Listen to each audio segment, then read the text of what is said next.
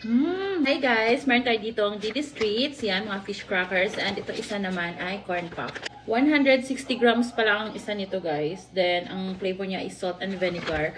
Ito naman ay 160 grams din, pero walang nakalagay na flavor dito sa baba. Itong corn pop ay 120 grams. So, hindi ko pa talaga ito natitikman kung anong lasa nito. And first time ko ring makakita ng ganitong fish crackers na malaki o. Tsaka ang ganda ng packaging niya guys. Yan, green and red. Buksan natin!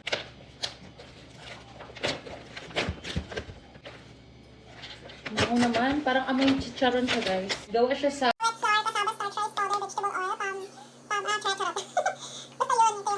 gawa siya sa ganito guys. So, ang hirap basahin. Yan, kaya na magbasa. So, ito yung laman niya guys. Kita nyo guys. Para talaga siyang chicharon. Pero fish crackers ito. Ganyan. Tikman natin guys.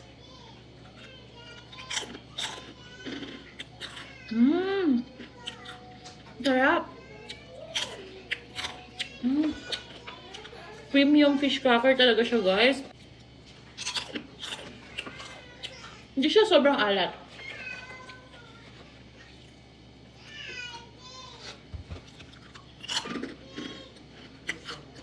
Sarap.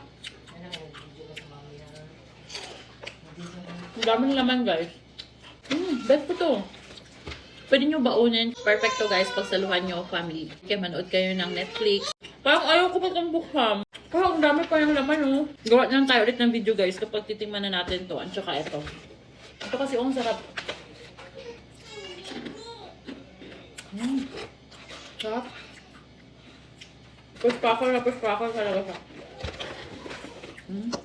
Nasa. Medyo maingay lang yung anak ko pero pakinggan nyo. Crispy siya.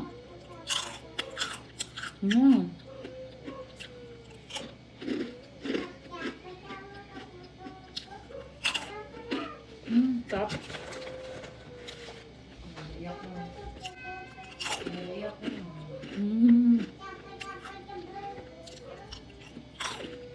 So kung gusto nyo rin itong tikman guys, click Yellow Basket. Order na.